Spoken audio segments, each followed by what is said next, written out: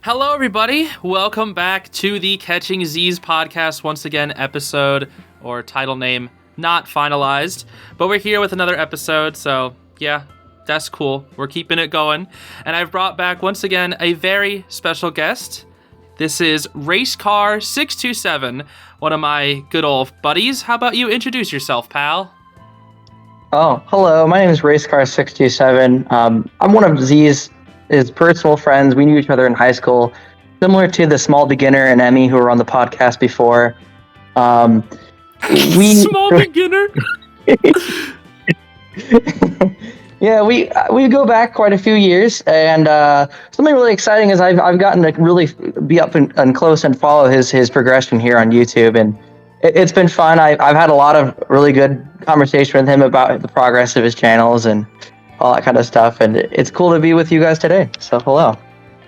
Yeah, I think one of the most interesting things about you, at least having conversations about YouTube with you, is like you were probably one of the most like insightful, or one of the person who has seemed like the most interested in seeing like what I've been doing with the channels. Because one thing that I really struggled with in the beginning with like creating YouTube was like none of my friends really cared, and I couldn't really get them to watch my content. But you were always the person who maybe not was like on top of every video, but you were always really interested in like the process of that kind of stuff. Yeah, you kind of remind me of YouTubers I followed in the past. Like I used to follow DigiBro, a lot. That's their dead name and a dead YouTube channel. But as an example, she had done multi-channel content like that in the past, and I really liked your structure of how you did your content. I think it always changes. It's really interesting to see what kind of content's on each channel.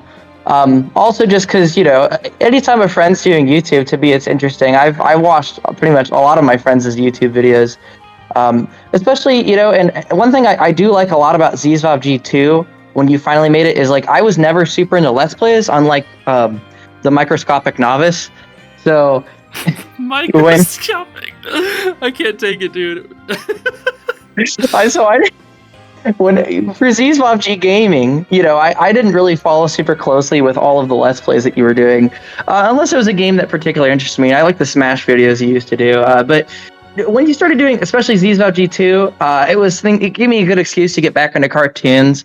As talked to really briefly with Emmy, I have a big interest in anime, and I've always needed an excuse to get into more cartoons and Western animation to begin with, so it was cool to see that. And then you inspired me to watch Owl House and Amphibia all the way through, because I wanted to follow along with your reaction videos.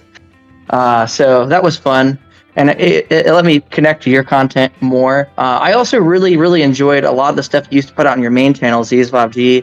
A lot of your more personal content and your vlogs. I think that still is your peak content in my opinion. Like Really? The mastermind of myself. Like that's like one of my favorite videos. Like those kind of videos. Oh, wow. Okay, there. All right. That's actually pretty interesting. Yeah, I've been focusing Zeez G3 as more like personal content. Because again, I was talking about this with, oh gosh, I'm trying to find a synonym for it. The tiny loser. I'm trying to come up with a synonym for the little rookie. Come on. Oh my gosh, how are you so good at this? Okay, anyway. It's the last one I'm gonna be good at. You have a whole notepad of written down synonyms of the little rookie. Oh great, now I lost my train of thought after making fun of the little rookie. Oh man, Zeez G3, that's right. Yeah, I've been focusing this channel to be like more about personal content, more like about me. As narcissistic as that sounds, but one of the hardest things to do on YouTube is like to make your audience care about you and not the things you're talking about, and so that's what the purpose of Zeez G3 kind of is. Yeah, didn't you did something like the Zeez vlogs, right, recently? That wasn't on this channel, at least I don't see it on here. It was. I actually restarted the vlog series onto this channel because I thought it'd be a better fit. The main channel videos are always just something I've struggled with, where it's just like I keep trying to figure out how to make a storyline without making it really unappealing for people to try to watch. For example, in Zeez G2 content, with my Owl House videos, there's actually an ongoing storyline in each of like the major videos that I release, and it's really hard to get people to care about that storyline, because if I click on a video that's like, oh, Owl House Kahoot or whatever, I expect to watch a Kahoot, not like a lore video part 5. Like, what the heck? And it sucks because like the lore based stuff is like the stuff that I really, really like making. Like, I'm super passionate about it, and yet it's like really, really hard to get people to care about that kind of stuff. So I think before like I want to get into deep with like a main channel, I want to like become a master of that type of style and still make it appealing before I go like too deep with it. So that's something I'm just kind of experimenting with and whatnot. But yeah, I guess I went on a bit of a tangent there. Sorry. No, yeah, it kind of relates to something I wanted to ask you about. Maybe question as to why Zeez G2 is not your main channel.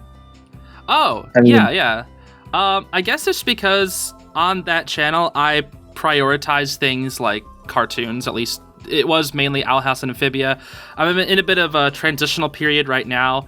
I haven't really uploaded too much on that channel recently because I was like been focusing on like the gaming stuff, but I have like 7 videos on the way. 2 of them are really, really big. One of them is like a big contest video with 1,500 entrants, so that's taking a long time. And I have like a entire season 1, season 2, season 3 review of Rapunzel's Tangled Adventure that I'm almost done with the season 1 review, but it's been pretty interesting seeing the transitional period, because if I don't upload something that's Owl House or Amphibia on that channel, it gets like, 10% of the views. So that's totally pretty rough. Yeah. And I'm kind of trying to transition into more broad things, so it's just like cartoons and animation in general. That's why I did a video on Spider-Verse, which was a great movie. I don't know if you've seen it. And I talked about the One Piece live action, which looks pretty interesting, because I want to talk about some anime as well. But opening up that can of worms is interesting, because that's like a whole separate like thing from like Western animation. Yeah. So I guess moving forward through that, I mean, what sort of projects do you have planned for your main channel if Zeez G2 isn't your main? Yeah, so I've always considered myself like more of a gaming channel, or like something more related to video games. And something that I've always wanted to do was kind of like analyze these games at like a deeper level, but also like make jokes, make storylines out of it. It's like a kind of a classic YouTube review. I don't know if you've seen these YouTubers, but like Peanut Butter Gamer, the Video Game Nerd, or Angry Video Game Nerd. I really, really liked those 2 styles. And it's not like it's difficult for, to talk about like certain video games while also having like a character, I guess, where that doesn't like reveal their face as well, and then like having lore built into that as well. It becomes a little tricky. I know one YouTuber that I actually haven't seen too many videos of. Actually, I've only seen one. Scott the Waz. He does like lore based content sometimes as well, and he's a pretty popular YouTuber. And I think the main reason why I haven't watched him is I'm scared if I do, I'm just gonna end up copying like his style, because I've heard what his style is very similar to what I'm looking for in my main channel videos, and I want to avoid looking at his stuff out of fear, I guess. I don't know. I guess it could be like inspiration, and I might be closing myself off there, but the main reason why I have it is just because I'm like, if I watch this, am I just gonna end up like stealing his format? I don't know. No, I feel like all great art is really, I mean, music, even engineering, stuff like that. I mean, it's all inspired off of other ideas. I mean, no one is truly original. I think that you really are limiting yourself and your creative potential by seeing someone else do it, because even if you do try to emulate something he does, I mean, there's no way that when you edit yourself and you record your own scripts and your own idea, you're going to come up with your own ideas regardless. So you're already going to put your own touch on it. Right. So don't be afraid to look at someone else's content. This kind of is relating back to Zeez G2, like a little bit. So you do YouTube full time, right? For now, yeah. I think I can give a little insight on that. Back in December, I quit it was early January, I think. No, it was December. Okay, no, it was December. Sorry, I'm mixing up my timeline here. In December, I quit my day job at the Petri dish factory or whatever, and what I basically did there was like really, really like tedious stuff that I could, still work on content while I was there. For example, when I was like running. You mean your recording studio? Not necessarily that, but I'm talking about like. No, I'm talking about the petri dish piece being your recording studio. Oh yeah, definitely. When you used to live with your parents. Yeah. No, I mean more like I used to like grind in my video games. Like for example, I had to, just keeping it in simple terms, if I was underleveled in a video game while I was working on the machine, which was like a cycle-based thing, I would grind in my games because there would be like a cycle where I'd have to wait like 10 seconds or 15 seconds for the petri dishes to circle around. I'd have to pick them up. But for those 10 seconds, I wasn't doing anything. So I would grind for 10 seconds, do my job for 20 seconds, grind for 10 seconds, do my job for 20 seconds. It was literally exhausting, but it was rewarding as well because I got so much grinding stuff done. But I quit that job back in December because I was like, okay, I have a good amount of money saved up because I rarely spent it for like the 2 years that I worked. And I was getting some income from YouTube, and I was like, okay, you know what? I'm gonna give it a try. And so far, it's been okay. The biggest thing that I didn't know about was taxes. Taxes hit me hard, dude. When you told me that you started working full-time YouTube, remember that was my first comment. I said, so how was taxes? Like, yeah, I didn't know, because I heard taxes was rough, and oh boy, are they rough. I lost more than I thought I would, but I was still okay because I had a lot of stuff saved up. But if I didn't have stuff saved up, like if I wasn't saving stuff up, I would have been like, huh? That's how much they pay for taxes? Yeah, when you're independent and you're not working for a company, all that kind of stuff. It's rough. And like even with deductibles, it was like, I think I lost like 25 to 30% of the entire revenue I made off YouTube that year. It was crazy. Yeah, well, being a full-time YouTuber, something I was wondering about, like, how much do you have to now follow trends / algorithm, like, in order to appease views and make sure you get money? Because it seems like you're not doing that at the moment, at least. Like, with your lack of uploads on Zeez G2, you're really experimenting on content in other channels. So, I guess give some insight on that. It's tough because I didn't really used to follow trends all the time, and now I kind of feel like I have to because it's part of my job. And one thing that I've actually been looking into, as much as I hate to say, is actually TikTok. I don't like the TikTok app. I don't like the algorithm, and I don't like what stuff it pushes to the front. But I've actually started a TikTok account and tried to upload some shorts there to see if I can, transfer an audience over.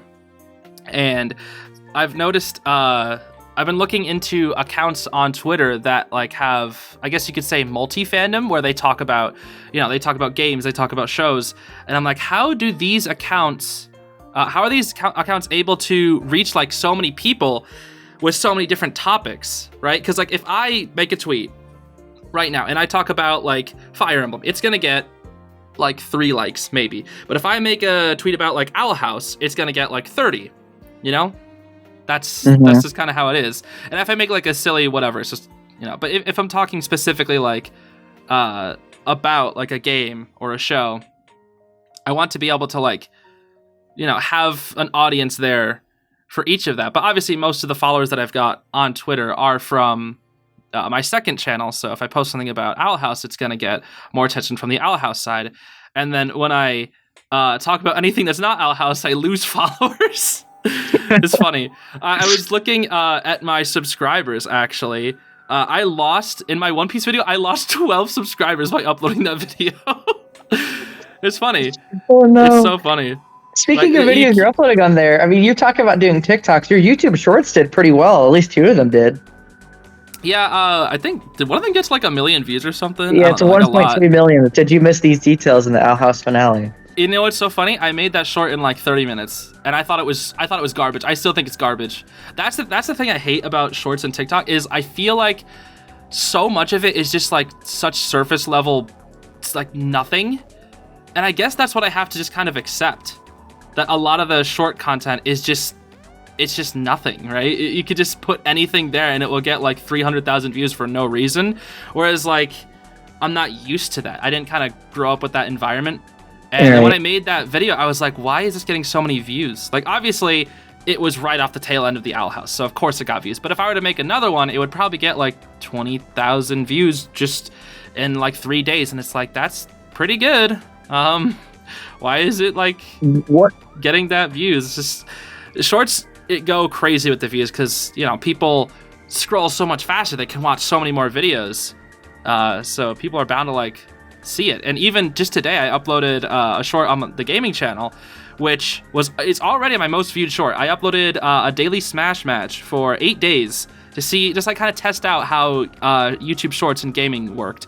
And I didn't like heavily edit them or anything. And they each got like 400-ish views, which is like, that's pretty bad for shorts, right? And then when I uploaded this thing about like the new Elephant Mario. Yeah, it's the new Mario. There's a new Nintendo Direct that happened today as we're recording this. And that already got like 1,000 views. And it's like, okay, well, that's like a little more trendy. And even though that channel is like dead in the algorithm, it still was able to like push the shorts content. So I think shorts is definitely something I'm experimenting with like trends, because that's like the big new thing. And it kind of sucks that I don't really like shorts, but what I'm really hoping shorts can do is bring an audience over that'll watch the long form content. When it comes to shorts, and I guess how much money do you get from it? I mean, do you get less money from shorts than you do it from a long form of content because there's not as many people watching for as long? Or how does ad revenue work with shorts? I'm not sure. Yeah, ad revenue is very, I can actually look it up right now. It's very, very small. So 1 million views on YouTube, depending on how long the video is, can get you like, I'm going to say like $2,000, let's say, Okay. 2,000. Just a rough ballpark. It really can depend on like the video length and how many mid-rolls you get. But if I take a look at that short with 1.3 million views, I earned $90 from it, which is good. But $90 for 1.3 million views, that would normally get you on a regular video like $1,000, $2,000, maybe even upwards of $3,000. But this only got me $90, which is, that's still good for making a video, making that short in like 30 minutes. But still, it's far, far less. So if I were to like just upload shorts, I would let's say if I did like those the shorts on the gaming channel that only have like 400 views, I'm gonna guess I made 1 cent. one cent. Let's see here. Yep, 1 cent. 1 cent. 1 penny. That's so funny. But yeah, you get significantly less revenue. But the thing is, they're so much easier to produce. Like I said, I made that short in 30 minutes. And, shorts can get pretty popular pretty fast. So if I made like a stupid amount of shorts, it'll take like 30 minutes. And I just make like a bunch of Owl House shorts. Like, these are my top 5 favorite characters in the Owl House. I was actually thinking about doing that. And I was like, if that gets like 30,000 views, that's just going to earn me $10. Like, I can just buy a lunch because I said what my top favorite characters in the Owl House were. That's how it is, right? That's just what it is. Yeah, it is. Yeah, absolutely. And it's like a part of me kind of hurts where it just feels like it's so low effort. And I think I was talking a little bit about this with the microscopic, I give up on giving him nicknames. The little rookie is, I've been feeling like a mint sense of like imposter syndrome recently, especially on the second channel, where I feel like, there are bigger channels out there that have a lot more qualifications when it comes to talking about like animation and such. Whereas like I feel like I have like an okay amount of knowledge, but if you look at theirs, they can do like really, really deep dive stuff into things that I didn't even know I could ever talk about. And it's just like, well, why would you ever watch my video when you could watch theirs? And that is something that like really, really hurts when it comes to like trying to make content, because it just feels like anything that I produce is just going to be significantly worse. And whenever you're telling yourself you're putting out a bad video, it doesn't feel good at all. Anyways, so what I don't like about shorts is at this point, it feels like everything I use is TikTok. Like I only use 2 social medias. I use Reddit and I use YouTube. And with Reddit,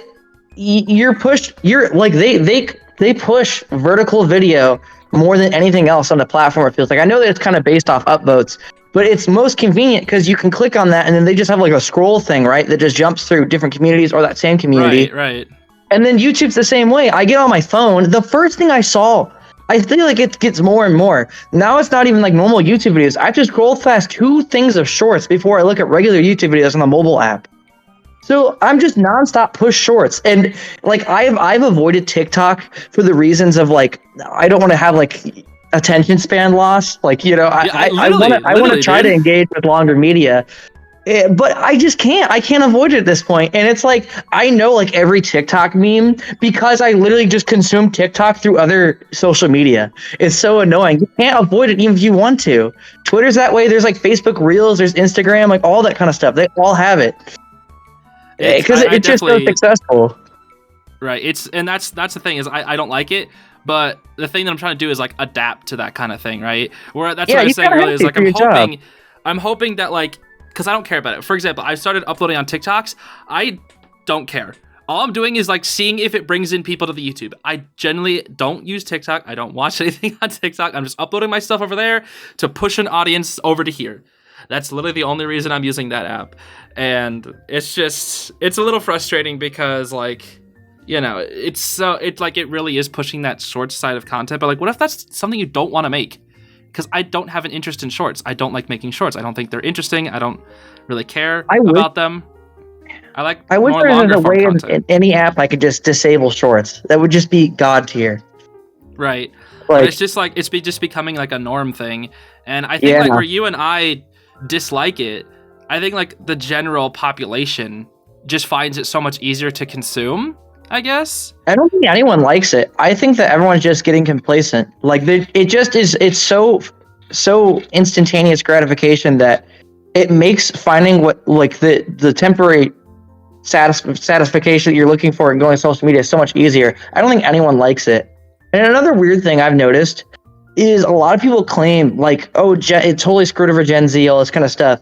What I've noticed is it's really affecting old people more. Like older generation are using it so much more than us. Like my parents, especially my dad, is on TikTok nonstop. My parent, like some of my friends' parents are also all nonstop on TikTok. They're always on TikTok. They probably use it more than we do. Like I said, every social media is like it, and old people are eating it up right now. I mean, they're like the next big wave. And their attention span's also shortening. They're more reactionary than to anything ever. I'd say that Gen Z is actually starting to become more jaded with it. Like we're getting more used to it, where it's not really affecting us as much, or like we're just used to consuming short form content.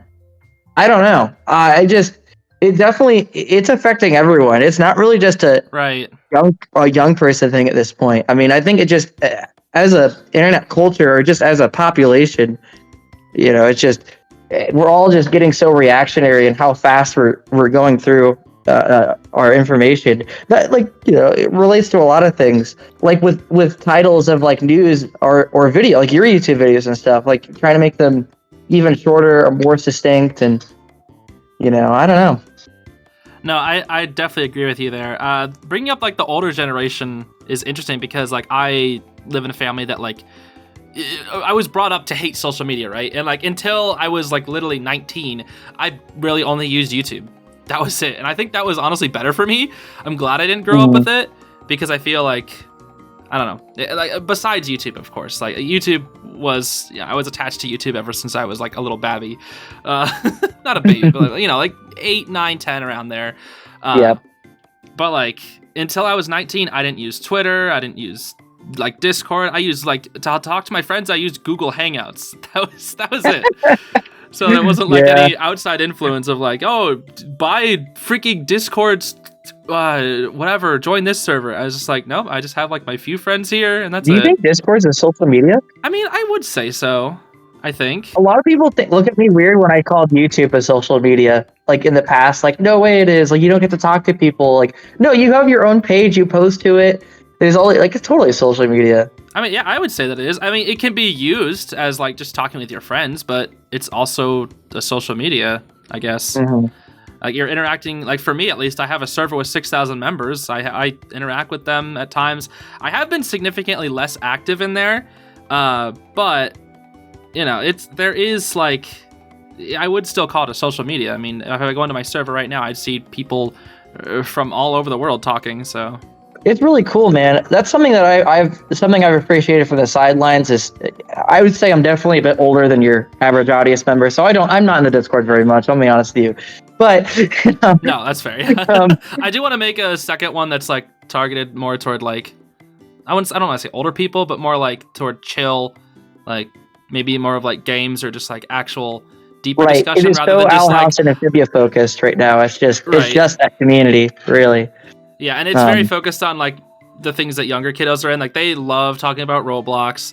And I can't stand it. Every time I see a Roblox, I'm just like, oh, here we go. Now, I've gotten multiple emails from Roblox content when? Literally, you wouldn't believe how many times people have said, "Hey, can you please play my video game?" I'm like, "Ooh, we got some video game developers. That sounds awesome." And then they leave me like a Roblox link, and I'm like, ah, because like I get so excited. I'm like, oh man, that sounds so cool. Because I did like, there was this really cool project where somebody made a game about Amphibia, and it was really good. Game. That video did pretty well, by the way. It did, because I actually want to talk about that video later. I actually experimented with that, but it was just like the amount of emails I've got where it's just like, hey, can you? They make things sound so official. There was another one that was like, hey, can you? We're making Owl House, or I think it was like Amphibia season 4. Can you like announce that to everybody? And I was like, oh, really? Is this like a big project that people are working on? And then I clicked on the link and it's like a YouTube video and it's just like text where it's just like, we're working on Amphibia Season 4, coming soon. And I was just like, that's it. And it was like... Are they thinking it's legitimate? Like that's like Disney? Yeah. Or are they thinking it's like... or is it something they're going to working on as fans? No, it's something they're working on as fans, but it was like clearly made by like a couple people. Because like their editing was so... It was like made in like iMovie and I was like, you're not doing anything, I'm sorry. And it's just like, it's so cute, but it's just like, oh, man, I wish I got like an email about like something legit, you know? Yeah. How much do you think your Discord influences, I guess, your content you make? Do you think, I mean, like, I know that you do a lot of interactions, like the art contests, your Kahoot, you had audience videos, right? But through the conversations they're having, do you catch on to trends that way, or do you... A little bit. Actually, it's funny you asked that because the question that I asked, I have a question of the day tab in my server, and I actually asked, what shows are you currently watching that are animated? Because I wanted to see, you know, what my target audience is watching. And I'm hearing a lot of just like shows that I've, you know, planned to talk about in the future. But one that's like on YouTube is called Murder Drones. I've been hearing a lot about it. I haven't seen it personally. I haven't even heard about that. Nah, I see it everywhere. I've never seen like anything about it, but I keep hearing people talk about it. And I don't think I even know what it looks like. I could look it up right now. I don't know. I think it's like, hold on. I'm actually gonna look up what Murder Drones looks like because I don't even know what it looks like. Oh, this is interesting. Okay, so that's what, yeah, it's apparently on YouTube too. Yeah, so that's what it's. I didn't even know what it looked like. I just heard people talking about it like all the time. Wow. I guess the character designs look kind of cool.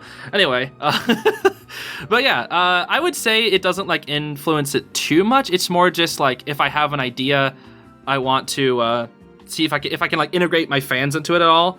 Then I want to do that. Like there's 2 ideas that I had that I still might do. I wanted to do a real-time fan dub, but like I switch out the voices. For example, there is this curator called Snapcube that did a real-time fan dub of like Sonic games, and they're pretty popular and really funny. And I wanted to do something on a more casual level where I would get like some of the fans and I'd be like, okay, you are going to be this character from this show. You're going to be this character from this show. You're going to be this character from this show. Here's a 1 minute clip, go. And just like come up with something. I thought about doing like a contest and like the funniest group wins something. I don't know. I thought about doing that, but then I realized like, first off, how many people would just scream? How many people would like, you know, there'd be a good amount of people that wouldn't be able to make it in. It would just be a really difficult thing to organize. And another thing that I wanted to do was a goodbye Owl House video which basically it would just be everybody, you know, I give you like 10, 15 seconds, just say like a funny goodbye message to the Owl House. And I realized I would get so many videos. And it's like, while that would be such a cool video, I would get so many of them. And they would basically all be the same thing. Like, I love the Owl House. Thank you so much. Bye. And it would just be that like 100 times over. So I just like, as cool as that would kind of be. Yeah, because I remember I used to watch like Markiplier's like thank you video that people made for him. Yeah, the thank you videos. I was just about to say that. Yeah, I was thinking about like, oh, what if I made something like that, but for the Owl House? But then I was like, oh, I can't really do that because it's targeted as more of like a group of people, and most of the people would just be like, Thank you, Owl House. I love the Owl House. Bye. That's it. And it would just be like 500 videos of that. Mm-hmm. Well, are you saying would it be a fan dub of like, let's say like a lot of scenes in the last episode, then it would end with that, or? Oh no, sorry, that was two separate things. Oh, okay. That was like a goodbye Owl House video, but the other thing with the fan dub would just be like, it would be like a contest, and then like, I'd bring like 3 to 4, however many characters on a scene, I'd bring that many people in a call, and I'd be like, okay, you are this character, you are this character, and then they just go at it. But then like, what if somebody stumbles, and then what if one person is just like, and they just miss their line? It'd just be too much to organize, Whereas like the Snap Cube, they have like, they have a bunch of voice actors that come on in, and they're like experienced. But like, if I put like a kid on a spot and I'd be like, okay, you're this character, do something, go, and they have to like interact with 6 other people, like that's really difficult. And it could be kind of funny to see like the chaoticness of it, but I don't think it would have worked out because. Wait, so it wouldn't be the script? When I think of fan dub, I think they're just reading off the script of the actual series. No. Sorry, it would be like a improvise, like a bridge sort of thing, where it'd just be like, okay, you can see the character's lips moving, and that's all you get. That's all you get. Okay, I see. So it'd be like, I'm Hot Pop. Hot Pop, are you eating mushrooms? Yes, I'm eating mushrooms. I'm sticking them up my nose. Hot Pop, don't do that. And that's all it would be. That's literally what it would be. Yeah, that would be pretty interesting. It would, but it'd be really difficult to organize. I know so many people would be mad that they wouldn't get in. For example, in the Discord server, another thing that I hosted was Gardic phones. There's a couple Gardic phones where it's like, you get into like a room of like 11 people and you all draw stuff. And I hosted that in the Discord server and then like made like a video out of it. But it was so bad on the organization side because like I was the one who was mainly hosting it. And people didn't get in because like I think like 200 people were waiting, and obviously only like 80 people are gonna get in. And it just makes me feel really bad every time I do that because then I get so many complaints that it's like, I didn't make it in. I was waiting the full like 3 hours. I wasted 3 hours for nothing. And it's like, what can I do about that? I let people know like, hey, only 80 people are gonna get in, so there's no guarantees, but if you wait, you might get in. That's all I can say. But it just makes me feel bad like every time. There's only so much I can do, but whatever. I guess kind of going back to that, it makes me wonder just from your perspective with the Discord. I mean, you deal with so many younger fans or just fans in general. I mean, what are some of your favorite things about your fans or least favorite, or do you have any fun interactions that you've done with them? There's a few. I think, oh gosh. Well, I think some of the really good ones is I've actually met like, I think the mod team from the server and like the creators that are in there and like the artists, they are so cool. Like obviously I can't keep the server running without like the mods volunteering, and they're so awesome. They're really cool people to hang around with. And the artists, they're crazy with it. They just make so much content, even like original content based off the server, or like we'll have like an inside joke that happens in the server and the artist will draw said inside joke. It's really cool. But then obviously, you have your darker things with the server. You have like, people that come in and raid, that spam, and that's why we have mods to get rid of that kind of stuff. But then I also, something that I took pride in for a while, and I don't know if I do anymore, is I kept my DMs open in case any fan wanted to like reach out for, potential, I mean, not collabs, but just like, hey, like reaching out like, hey, do you have advice for YouTube? I've given fans advice about YouTube, and that's always been fun, where it's like, hey, what gets you motivated for YouTube? Like, do you have any tips about YouTube? It's like, what kind of software do you use? Like, that's always really cool, telling them that kind of stuff. But then I also have people that just will call me at 12 in the morning, and it's like, hello? Why are you calling me? I don't... Have you ever picked up their calls? Never. Not once. Okay. But it's just like, I used to have this guy named like Big Bunny, and he called me like 9 times in a row. I was like, shut up, Big Bunny. Yo, it's me, Big Bunny. And I was like, Zeez. It was so stupid. And there's like more people like that. I also had, it was like Gus Fan something, and he would just talk to me. Like, he would just like constantly message me. I didn't know. He would like be like just talking to me about his day, and then like 2 months later he like stops messaging. 2 months later he just says, I hate your content. And that's it. I was like, what? What? The biggest Zeez PUBG controversy of the year, dude. It's just like that's it, and it's so funny because like that's over time I've started using like my account for that less and less because there were some, you know. Are there creepy people? No, I wouldn't. There's been like 2 bad people, maybe 3. There's been some like, I don't want to say controversies, but like there's been some like rough things that happened in the server, and you know, distance. I noticed that I had to keep a healthy distance from the server. Like getting too attached to people in there is like definitely not a good idea. So I started to use it less and less, and only really like I come and talk in groups. I don't really talk in like direct messages anymore because I was like, at first I was like, okay, I think that's cool. I can one-on-one talk to my fans if they ever want to like, you know, message me about something. But like the more and more I like thought about that, I was like, you know, that's probably just a bad idea. So I don't think I've closed off my DMs yet, but I probably will, just because like I think it is better. And keeping a lot of like younger children to behave like in a server can be tricky at times because they are obviously young and don't really have like, I don't know, they don't realize that there are like consequences about certain things and whatnot. It's just it can be rough, but for the most part, it's been a positive thing, right?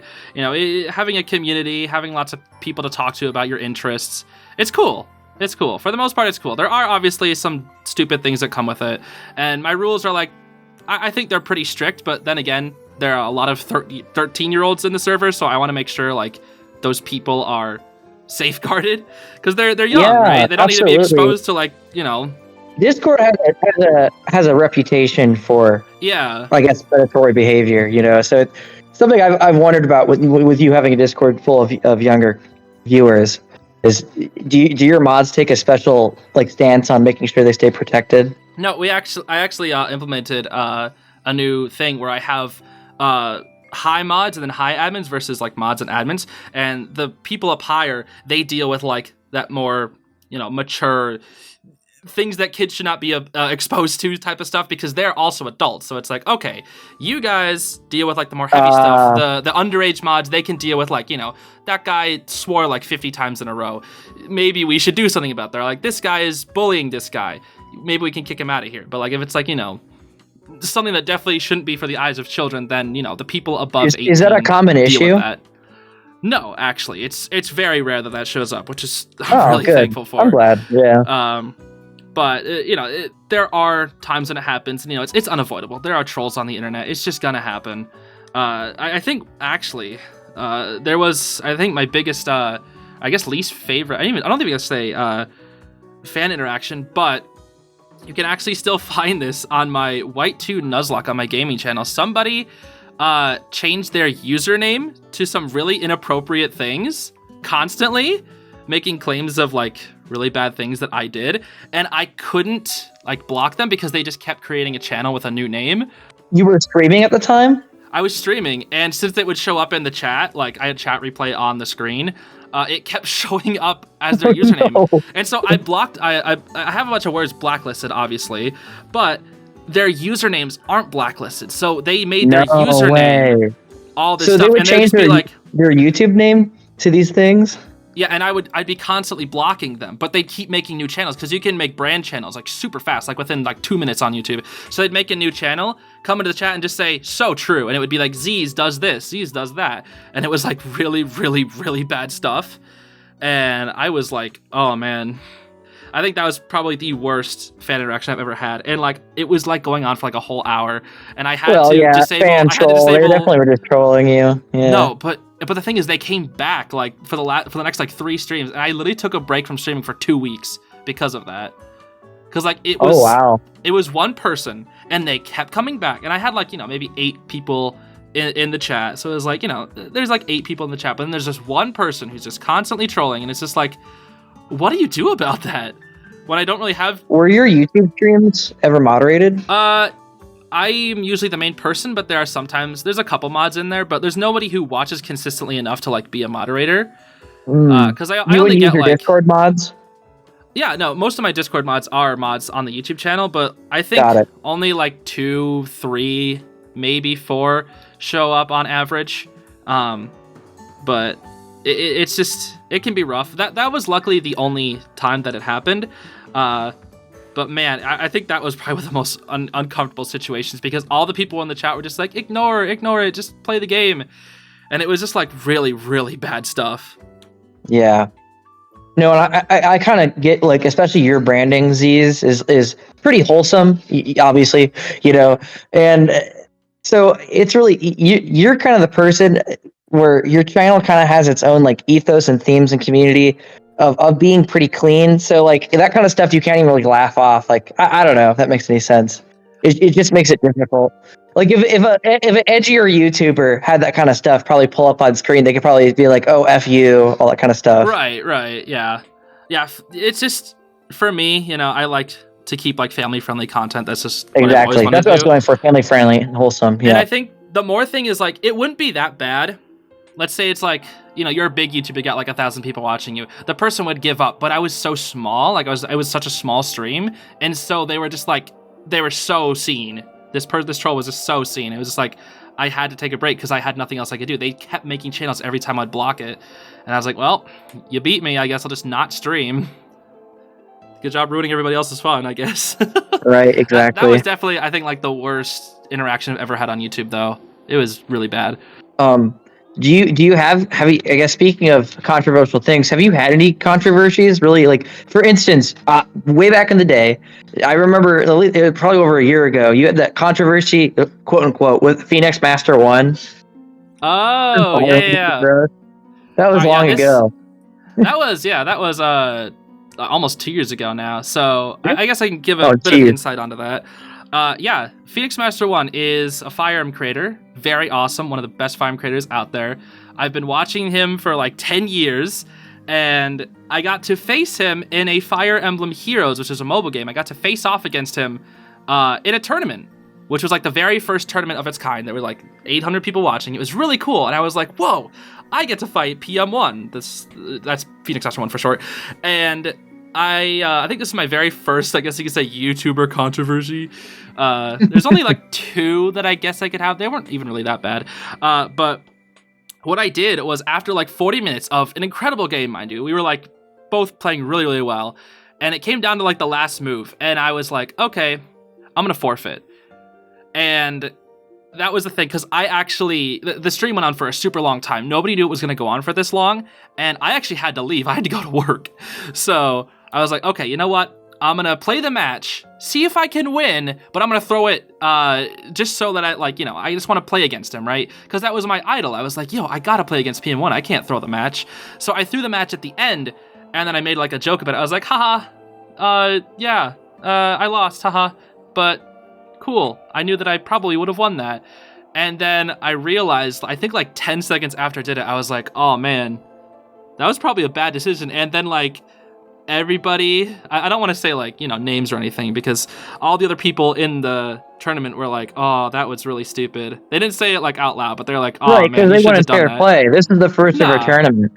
Yeah, they wanted a fair fight. And then like, because here's the thing, what I did was I wasted 40 minutes of people's time just to forfeit. Exactly. At the end. And that was like so dumb. Because my thought going into it, I was like, okay, well, here's the thing. People want to see PM1 win because he's like the bigger creator. Nobody knows me. And I was like, yeah, I'll throw the match and I'll let him win. People love underdogs. What are you talking about? Well, yeah, but like, for the PM1, everybody loves him. He's so cool. He's like unanimously loved, basically. He's like one of the best Fire Emblem content creators out there. For a good reason, of course. He makes god tier content.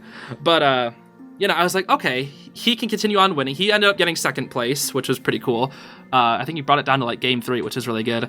And I thought, okay, you know what? If everybody gets to see PM1 continue, they're going to be happy. And then I was just like, oh man, that was actually really scummy, because I basically had the win, but I gave it to him, so he technically, quote unquote, didn't earn it, quote unquote. I think there was a way for him to win, but I don't know if he would have like made the right move, obviously, because, I threw. But it was just like, it was a really good learning moment for me, because that was like the stupidest thing on YouTube I've ever done. And I think I was, in the moment, I was so cut up, because I was like, oh man, this is my idol, dude. I get to play against my idol. This is so cool. And then I just made like a stupid thing at the end. And it was really unfortunate, but I did eventually apologize to both PM1 and the tournament organizer, and they both forgave me. Just said, "Hey, man, just don't do it again. I get it. Like, I get it." And we were cool. We were cool.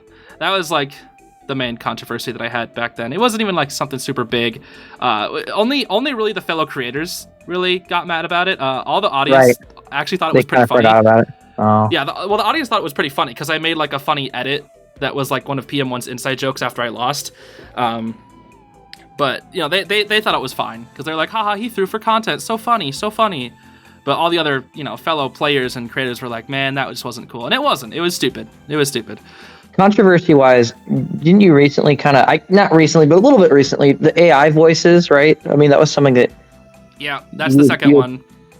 The AI so voices. Was that a concern that you had, or did someone bring it up to you? Like, how did that occur? So AI voices are like, AI has become like a huge, like, controversial thing recently, very recently. And 2 years ago, you had all these funny. I shouldn't say 2 years ago, but text-to-speech. We experienced lots of text to speech like while growing up. It's like memes of text to speech, whatnot. And we heard like funny characters text to speech, and I was like, okay, you know what?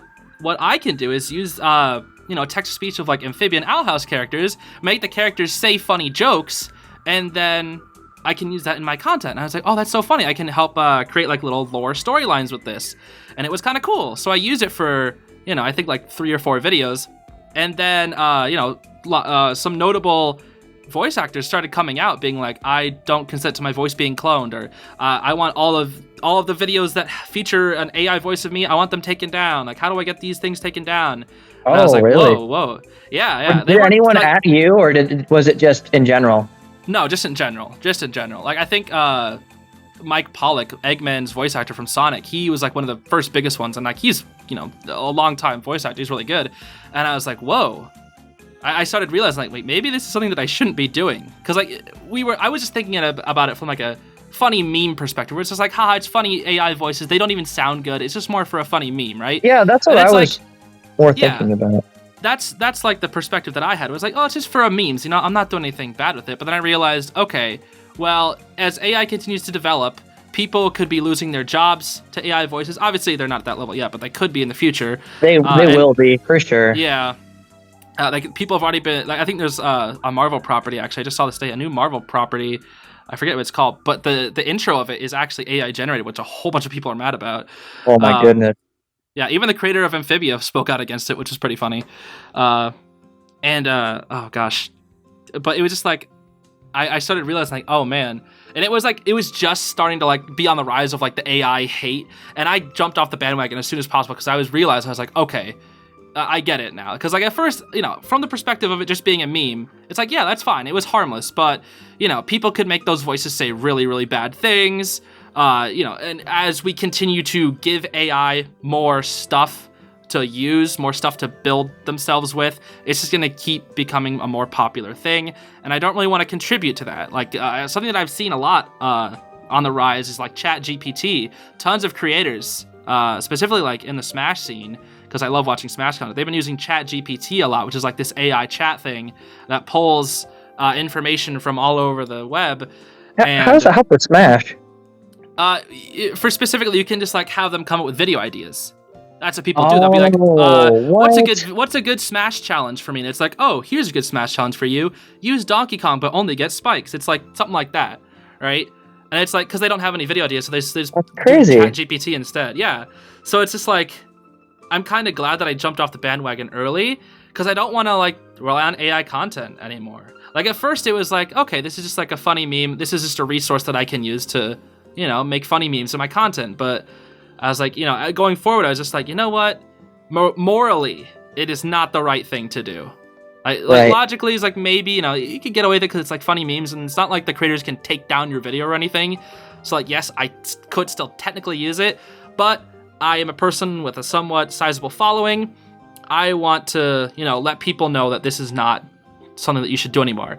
And I'm still debating whether to take the videos down.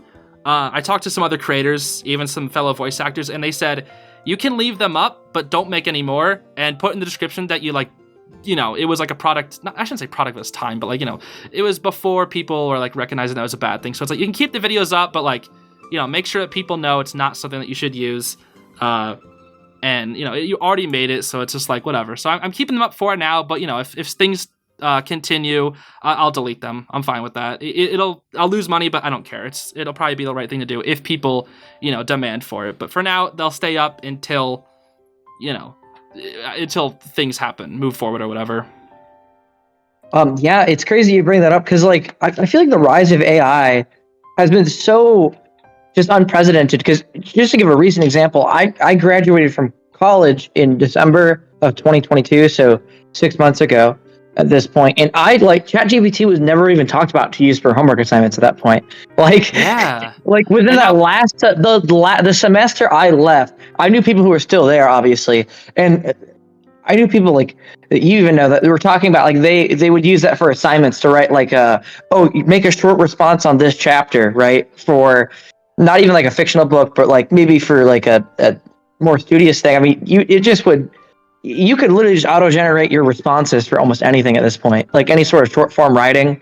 Heck, it could even write essays for you, but they kind of suck. Yeah. But they can write essays for you even. I mean, they don't really suck that much. They're pretty solid. So now, like, the whole thing, like January, February, right after I left, was all these professors and teachers trying to utilize software that detects AI. Right, yeah. It's becoming like a big problem in education now because, like, obviously, students are always going to try and find a way to cheat. At least the ones that, like, for me, it was Chegg. Levels. Like, everyone used Chegg throughout college. Yeah. But, like, people are using, like, ChatGPT to write essays. There was a animation student that used, like, an AI thing to make their animations look more smooth as well.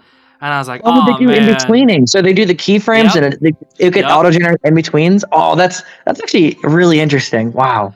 Well, that's interesting, yeah, but I mean, there's also like the talk about of like AI being used as a tool to assist, which like, that's up in the air right now. People are kind of discussing that.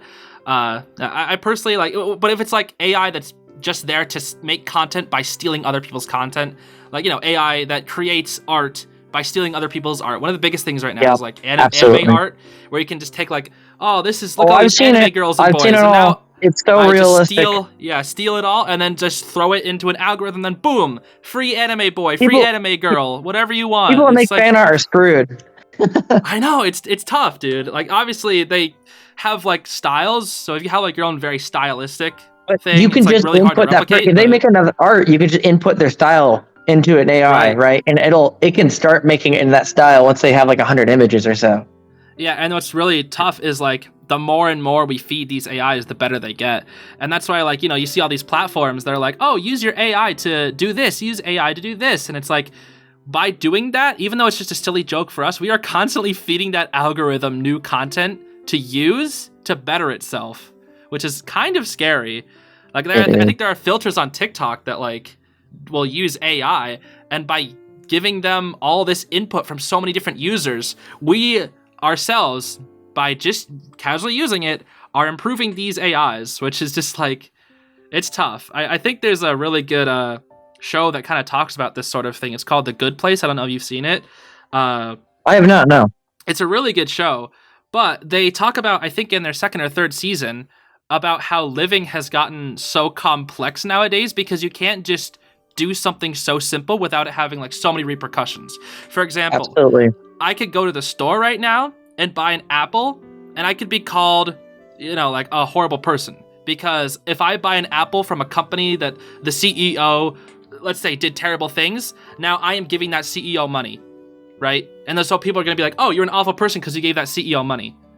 It's like, obviously that's like right. Obviously, that's very much simplifying people would know. Yeah. That's simplifying it, but like that's kind of the thing, right? Living has gotten so complex. The Good Place really talks about that, where it's just like you can do these simple things, but because they have so many connections to it, it makes it like it could be bad overall. And that's like kind of what to do with those AI voices thing, where I was like, okay, well, in my narrow-minded thing, I'm just using this for a funny video, funny meme, but in the broader scope, it affects all these people's jobs in the future, right? Yeah, we even talk about it at work. I mean, luckily, my work won't be affected for a while. I work as a design engineer, but we talk about it at work. It's like, design me a Planetary gearbox that is at this torque and has a bolt on for this type of bolt at this really center distance, right? And we're worried that even like AI is going to take over engineering completely. Eventually, it might. It already can generate CAD models. All it can do right now, like in terms of CAD and designing, is like make me a cube or like a certain shape that wraps around. You can kind of tell basic commands, but it's still really, really rough. It's not very good at it.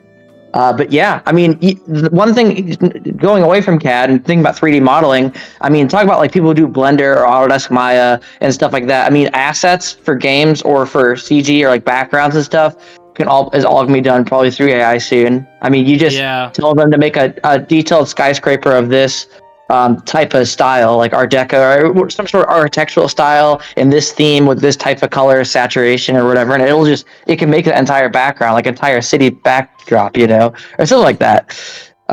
It's just crazy. We're kind of jumping into a deep unknown. The Pandora's box is truly opening. I think either automation will bring us to Star Trek or it's going to bring us to Mad Max. Like it really is, like, seriously, like it's gonna take over. It's really gonna affect everyone's lives, and I don't know. I think it is. The rise of AI is kind of crazy, and like so many people's jobs are gonna be outright replaced.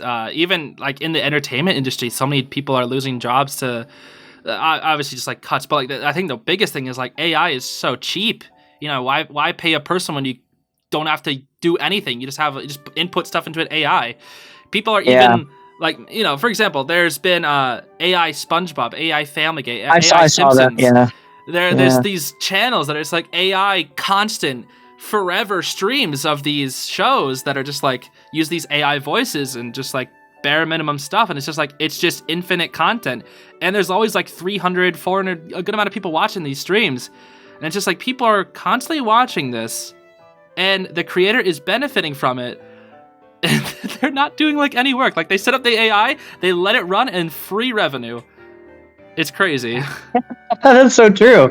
Yeah, I wonder if YouTube's gonna crack down on that. I don't know. I mean, it's not an issue yet, but it will be. Absolutely. But going back to AI SpongeBob, that's like it's so low effort. It's almost funny, right? Yeah, and that's the worst thing about it is like you see like a clip and it's like, oh man, that was kind of funny because it's like so like out there. It's like, so random. Context. It's so low polygon. Yeah. It's like it fits in with the sense of humor of like the internet, but it does kind of, and that's like kind of the sad thing is like we consume that and it's like, oh man, we're playing into it at the same time. Like whenever you think about it, yeah, it'll learn what we like because we're we're the person that does all the inputs. Like human beings are still doing all the input for AI, and human beings are gonna put inputs of things that we like. Yep. That's exactly to not scare people. Maybe there's some positive things that come from it.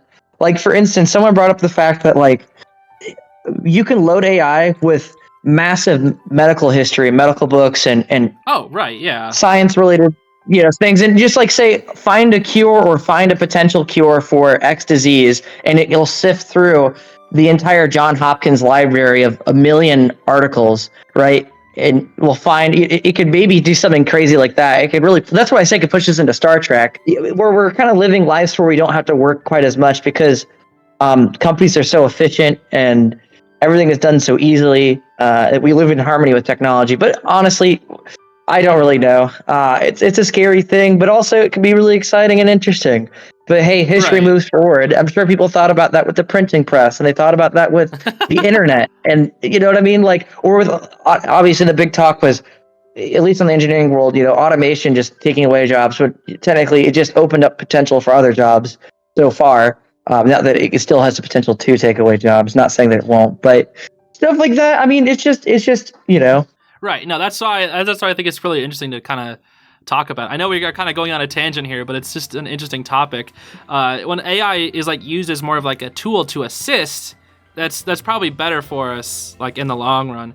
But when it's something that we are just like completely like only reliant on, it just it's a little interesting or sad to see, especially like when it comes to I think entertainment or like creating something for like to other people to experience. For example, I think there's a interview, I think it's been partially used out of context, but with Hayao Miyazaki, he was like looking at this like AI creation that people were presenting to him, and he said that it is an insult to life itself. Like looking at like a very Hayao Miyazaki quote. Yeah. Literally, because he was just like, obviously the films of like Studio Ghibli or whatever, and just like the stuff that they make is like so, I don't know, I don't really know how to describe it, but it's very obviously human intensive, very artistically focused. Yeah. And it's just that you can tell this was made by a human and like a group with passionate people behind it, and so much work was poured into it.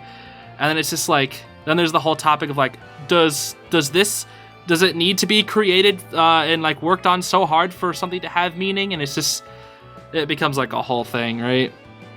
Absolutely. Something I kind of realized while you're talking is like maybe something AI won't affect is the physical world. So like things like national park services, like AI can't recreate a mountain range, right? So if you want to be like a park ranger, that's always going to be available.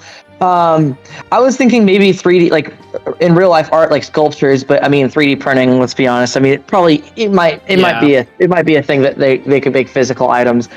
They certainly can design physical items. Yeah, digital jobs are going to be like the most impacted. I think if you really focus your efforts in the physical world, it's harder to replicate. Not that it won't be at some point, but it's still. I don't know if like how long an AI until it is an AI can fix your car or something like that. Right. I don't know. But it's tough. It's just like the more you think about it, because then like I was even thinking about one thing I want to do is pick up the violin. I'm just waiting for my rosin to come in to get my bow, and I was really, that's awesome, dude. Did you play violin before, like in school? Nope, I have never played an instrument. I've always wanted to. I've always wanted to play piano, violin, or flute, and I picked up the violin because it was the cheapest. And what I wanted to learn the most at the time, heavily influenced by Amori at the same time, but it's the soundtrack for that. It's so good, yeah. But like you think about it, it's like a lot of musical artists could lose their jobs to AI too. It's crazy. Oh, absolutely. That could also be digitized really quickly. So something like I guess that made me think about like going back to certain physical items. Like for instance, I'm a roller coaster enthusiast, so like I'm wondering like AIs can't make roller coasters. Well, they can certainly design them, but they can't build them, right? So they can't operate them. Maybe they could. I don't know. It is totally done through controls, anyways. But obviously they have human operators. But yeah, it's just interesting. I guess I hope I didn't freak out your viewer or listeners here listening to that. Wonder the young impressionable youth growing up in the world of AI, if they're screwed out of their potential jobs. Probably not. If not, just adapt. I don't know. Yeah, just adapt, kid. Just adapt.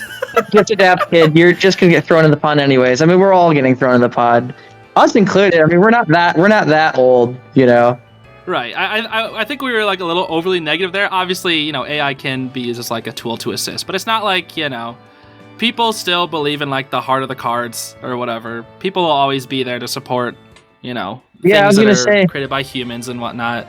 Yeah, there's gonna be like just like with TikTok, people might get jaded of AI or AI design, and there might be a lot of bias towards just human generated stuff. Still, we can just societally say as a culture. Both you and I do. Right, exactly. Exactly. So, like as a culture, we can just say screw it, just screw anything created by AI or computers or.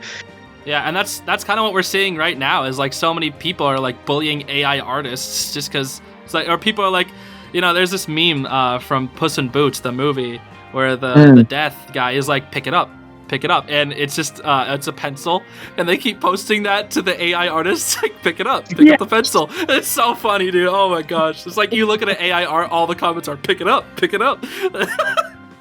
one of the funniest things I've seen. If AI takes over for so long, maybe there might be a thing of stagnation. They base everything based off of an algorithm or like a database that they pull from. If that gets full of AI content, is it going to be like a heat death of mediocrity? Like are they all just going to implode into the sameness? You know what I mean? Like if they all start doing the same stuff, it's just they're only going to output the same stuff. I guess that's fair. It could also just be getting constantly new things, but you think about like. I was just thinking about like the last podcast and what I was talking about, and that was like Tears of the Kingdom, the new Zelda. I know you haven't really touched on that too much, but like no, I look at that game and I'm like, oh yeah, that an AI couldn't create that. Obviously, maybe AI could assist it, but it's like the ideas could never be produced by an AI. That is something like only humans could really come up with.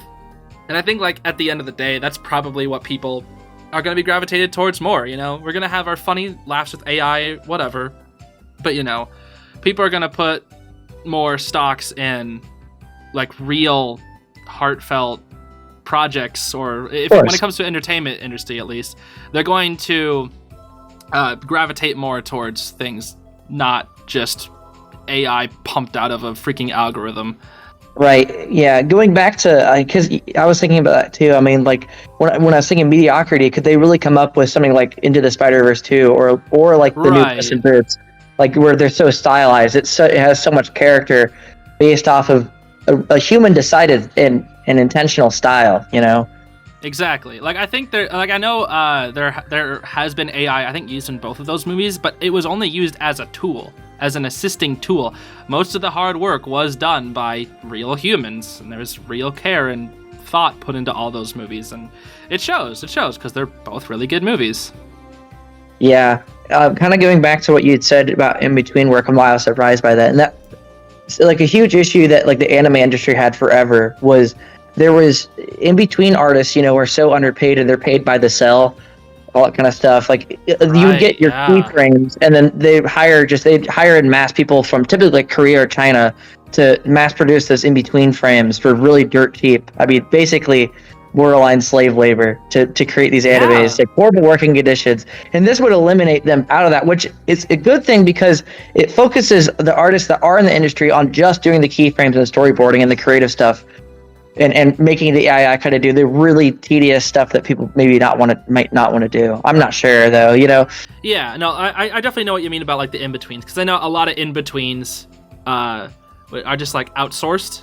So They are. Mhm. I can definitely, and it's like it'd be cheaper for them at the same time, but at the end of the day, it's like, what are you losing from that as You well? are losing I guess. people out of the industry as a whole. I mean, in-betweens take up a lot of the jobs. And the thing is all those people that are in the animation industry or want to stay in the animation industry, so they're all going to try to start their own projects. So you might come with an issue of oversaturation where you have too many projects coming out. That was a huge issue that anime had for a very long time. It's actually gotten a lot. I think it's gotten a lot better. They used to put out like 50, 60 shows every season.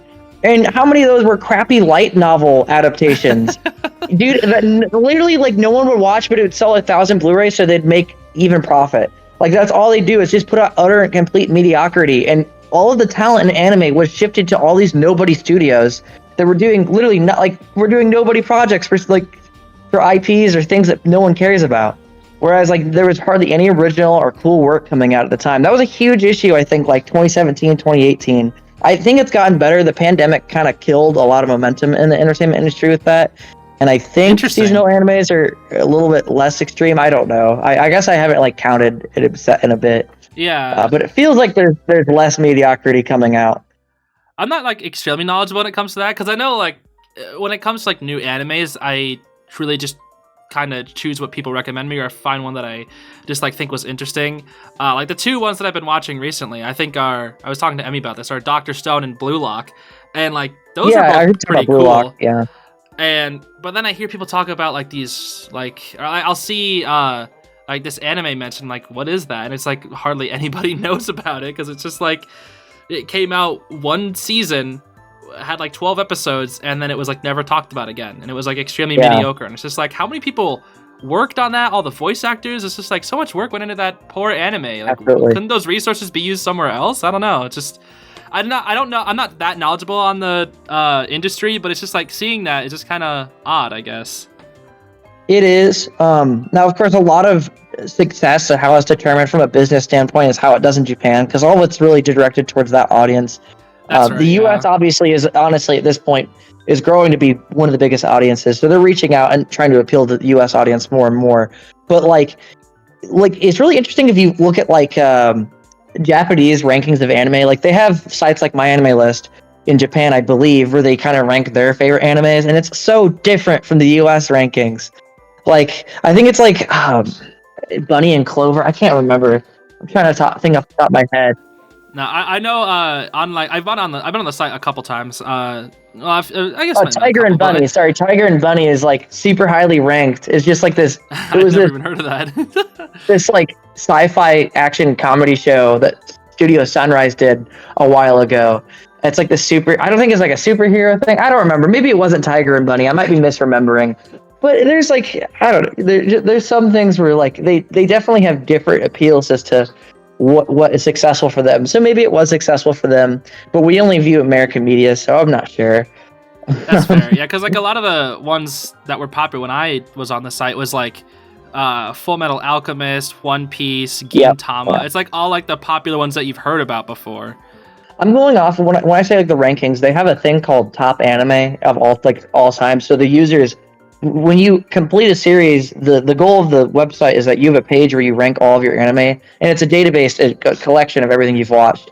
And the website keeps track of everyone's score. So, like for instance, for Full Metal Alchemist, it's currently ranked as number 1 of the 3,177,728 people who have input something for it. The average score is a 9.1 out of 10, which is the highest on the site. So it's the number 1 anime good, yeah. according to That's users. Good. Right? Yeah. Then it's the newest season of Bleach, then it's Steins Gate, then Gintama, then Kaguya-sama, going down through. So Hunter x Hunter's number 10. I know you're a big fan of Hunter x Hunter. It's very high up on there. It's always been super high up in there. It's an amazing show. So as it should be. Yep. I as you mentioned in your podcast with Emmy, you'd said that I definitely have been watching it less and less than I did in early college and a lot of high school. I was really into being up to date with everything. Right now, like I'm really only watching 2 shows from this season, which is I think Heavenly Delusion and then Oshinoko, which Emmy brought up. Everyone's watching Oshinoko. It's super popular. Yeah, I've heard about it. Pretty good. Yeah. I might check it out because it's by the same author as Kaguya-sama, right? I don't know if it's the same author. I just heard that somewhere. I don't know if that's true. I just heard that, so I thought about checking it because I did like Kaguya. It's a manga adaptation. I don't know who did the story for this. Yeah, it is. Yeah, you're right. It's the same creator as Kaguya-sama. Uh-huh. Yeah, I thought so. I remember hearing that somewhere. That's why I thought about checking it out because I was like, oh yeah, I liked that. So surely it's good, and it's like everybody's talking about it, so maybe. It's okay. It's a fun show. I remember you described it as like super anime, and it totally is. It is like the most anime for sure. Yeah, I think it's just the character designs kind of like. Oh, so stereotypical. It's so like modern anime. It just screams modern anime. It felt like a bit much. Like I was just like looking at it, I was like, oh geez, that's a lot of sparkles. No, the character designs are hyper detailed. I feel like anime as a general has gotten better at hyper detailed character models. That's something that they've really struggled with, and I think cartoons excel with. Is cartoons can do really inventive and fluid animations all the time because they have such simple models. Whereas anime, have a lot simpler models. Yep. Anime, there was one big break actually. This is really interesting. The way that anime and cartoons differed was because of what was successful. So rubber hose animations and like Mickey Mouse cartoons and stuff became popular in the US first, and those had super simple animation or super simple character models, right? The first anime that got popular was I think Osamu Tezuka stuff, right? Like Getter Robot or Astro Boy. Astro Boy, I know that one. Yeah, Astro Boy or Getter Robo and stuff like that. And I think that was Osamu Tezuka. Anyways, it set the standard of what they prioritize and value is a highly detailed singular frame. So a highly detailed background and a highly detailed single character image. Like it's just the frame of it. They want every frame to be detailed and not really fluid. Whereas American animation doesn't have detailed characters and they don't have detailed backgrounds, but it's more about the fluid and interesting motion. And that's where you've really seen the big difference. And it's affected it ever up until now. Anime characters are just so detailed, and that's why they don't have such a good movement as cartoons. It's just because they have so many more details that they have to show when they move the character, right? It's just more difficult to create those frames. Now, those are exceptions. I think that some animes in general do a good job of keeping characters. Yeah, I would think like the action ones are usually pretty good with it. Right. Not too detailed of characters. Like for instance, Gurren Lagann was intentionally designed to have them be able to very easily be created in low detail very quickly. Yeah, but I remember. I know that's your favorite anime, right? Right. Yeah, it is. So that's a good example of character design that was kind of made to be sort of detailed when they need to be, but for the most part, like those characters have very distinctive. Like Kamina has the spiked hair and the sword. Simone has like the squishy like round head and the blue jacket, and there's not a ton of details on it. And so when they're doing these extremely hyper detailed action Sakuga scenes, then you can still tell which character is which very easily on screen. Yeah, and even then they're usually inside like mechs, right? Oh yeah, the mechs are a whole thing, and that's kind of those are difficult to animate because they have to be detailed. But Right. yeah, they're sometimes inside mechs, not all the time. There's a lot of the time the characters are outside of it. Yeah, but I think that anime in general is just, I don't know how they perfected it. Like you can see an anime like Chainsaw Man, which has pretty detailed character design, but it's extremely fluid motion, right? Really, I think that's just a talent thing too. They've just adapted and gotten better at that, which is just crazy. No, it's definitely crazy how much like content that they produce in such a short amount of time. Are you talking about like just Chainsaw Man or animation studios in general? Just anime in general, because they just, I don't know, I guess there's like a lot of them, but it's just like, there's so many shows coming out like every season, and it's just like, that's a lot of content. It is an absolutely monstrous amount of content, and that's why I think it makes it interesting as opposed to cartoons. Because I think cartoons, you typically are, like, if there's not good ones coming out, you're kind of stuck. There's also there's a backlog. There certainly is. Like, there's a lot of cartoons I haven't seen. But really, like, there's probably, at least when it comes to cartoons, like, really good cartoons you should probably check out. This is going to be controversial, probably only 50 to 100. Whereas anime, there's been tens of thousands of them. So there's easily while there's tons of mediocrity. Oh, absolutely. Most anime is garbage. I'm sorry, but it is. A lot of anime is garbage. But there is but because it's so prolific, the propensity of good stuff still happens so often that you're left with multiple good shows this season. But also, if you run out of things you like this season, the backlog of anime is just so immense. Right. It's just there's so much to pick from. And that's what I was kind of stuck with cartoons, like especially with kind of Zeez about to do, going back to that, is like I went back and watched Rapunzel's Tangled Adventure because there was no cartoons currently coming out that I was just like, yo, I'm hyped for. Exactly. I think, by the way, speaking of good ideas for Zeez about T2, I don't know what Murder Drones is. You hardly know what Murder Drones is. What if you made a video like, what is Murder Drones? Like, getting into the series and like introducing it to people. Maybe. I feel like a lot of people already know about it from my audience, but maybe. From your audience, yeah, that's true. Maybe it's a younger person thing. I just was looking at little frames while we were talking. I didn't listen to audio. I don't really know how kiddish it is, but it looks relatively like it can reach multiple audiences. I don't know. Yeah, no, I could give something like that a try. I did plan on checking the show out eventually, but I just got other things to do at the moment. Right.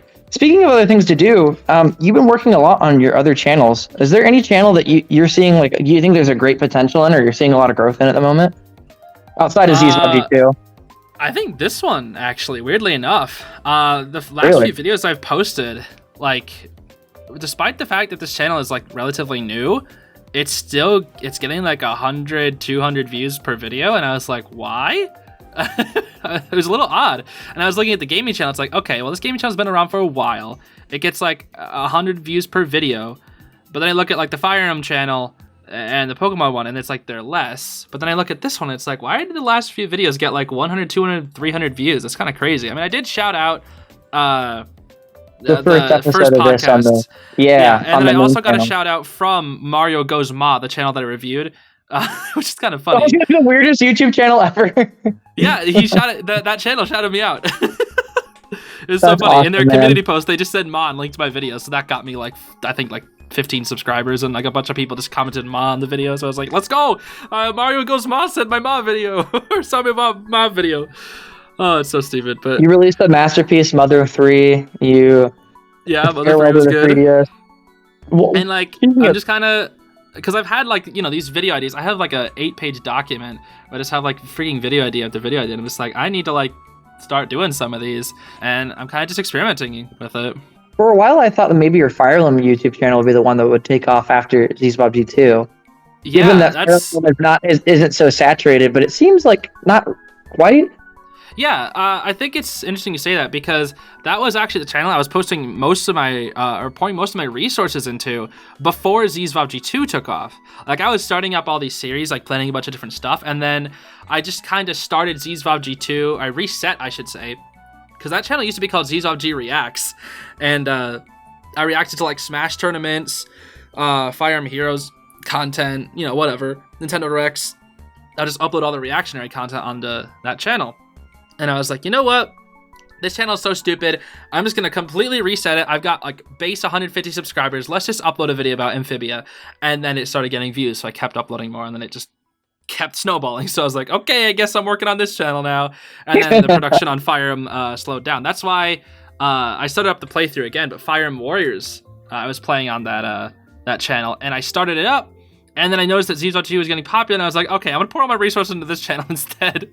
And right now, I've since I'm like been really pretty good with time management recently. I've been really working on my time management. I've been able to like try to spread out the content a lot among the channels, and I think I'm getting to a point where I can like consistently run all of them, but it does take a lot of time. I work like 14 hours a day. I was about to ask you. So one thing, like trying to set up even this podcast, like. I haven't like really talked to you in a long time. And the thing is I get that you're busy, but I was going to say like, just how busy are you with YouTube? I know that you, even back in school, were notorious for being a bit of a workaholic. I remember the hours you put into certain projects just for ridiculous things. So I could only imagine with YouTube just how crazy you've been going. Are you eating okay? Are you sleeping? Like, yeah, the sleep schedule is awful. I've been getting really better with it recently. Like the past 2 weeks, I've been really good with it. The construction workers in my apartment have not been helping. There's been construction workers outside my house at like 7 a.m, and I'm trying to wake up at like 8:30, and it's been really bad. When do you go to bed? Me up early. Usually around 2:30 a.m. and I wake up at 8:30. Okay. That's been like the consistency around it, and like, you know, give or take 30 minutes, hour. Depends on what I have to get done for the day. But, you know, something that I'll do is like, okay, let's record a video game. That was an hour and a half. Let's edit it down. That'll take an hour and a half. I edit it down to an hour. Let's export it. The video takes 30 minutes to export. While I'm exporting, I can do other things like, you know, wash dishes, go for a walk, whatever, do something. So it just feels like I'm always like using the best of my time, and it, I think I've been getting better at it, but is this nonstop working affect your mental health at all, or like do you feel like you have a separation between work and your own life at the moment? If I'm gonna be completely honest with you, no. My YouTube is like 85% of my thoughts, 90% probably. You know what, 95? Nah, I'll say 90. It's just like I love what I do, right? I'm having so much fun with it, and you know, I do think I should like focus my time in other things. Like that's why I picked up the violin, right? I want to start focusing my time trying to learn the violin. I want to work on my art more. I want to work on writing scripts because I'm terrible at writing scripts and I'm terrible at reading off of scripts. I want to work on that. There are a lot of other things that I want to work on, of course. And I'm just trying to like figure out a way to like lower the production but keep up the production quantity and quality. It's just, you know, it's really about managing time. That's like basically, if you talk to like any pro in any field, they're just going to be like, learn how to manage time. And like, you know, as years have gone by, I've just been learning more and more about how to manage more time and little shortcuts here and there.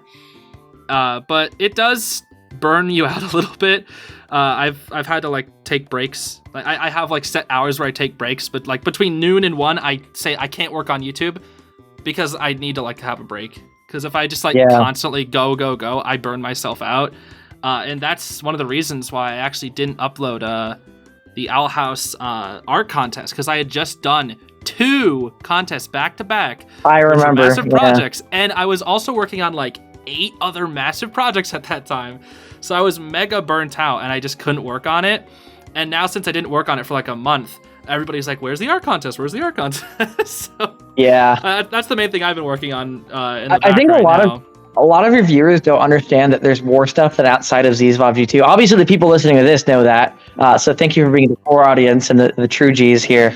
But the true Zeez G's. The true Zeez G's. Oh gosh. But like your core audience probably really just doesn't understand that you're so prolific outside of Zeez G2. I'd say you put more effort into other channels right now than you are with that, obviously. Obviously ebbs and flows with what you're interested in, but I'd say for the output, yes. But for what's happening, I think it's still equal in the backlog. It's just that Zeez G2 videos take more time. Whereas like I can get one video a day out on Zeez Gaming, and it will take me 3 to 4.5 hours for one video. It's like, okay, boom. But a Zeez 2 video, depending on how long it is, if it's not just like, a short little One Piece review that I just did, that took like 2 hours. If I, want to do like a big video like the art contest, that takes weeks. If I want to do like the Kahoot video, that takes a lot of time to edit. It just depends. It really just depends. So typically those videos take a lot more effort. And I usually work on more than one project at once. And then like usually upload a lot, and then I usually take like a break. It's not that good with Zeez 2 because I just like I'll upload a lot, then I'll upload nothing, then I'll upload a lot, then I'll upload nothing. And I think like halfway through July I'll have so much to upload. I'll have like 8 videos to upload, but they're all like in the cooking pot at the same time, Absolutely. Do you feel like sometimes you might be investing your time into maybe the wrong projects? Absolutely, yes. Like I said with the imposter syndrome, I feel that all the time. With the Let's Plays, I know they get like so little views. I just do it because I love it. You love it. I know if I were to I could use so much of that time elsewhere, right? I could, like, that's 3.5 hours, 4.5 hours to make a video, right?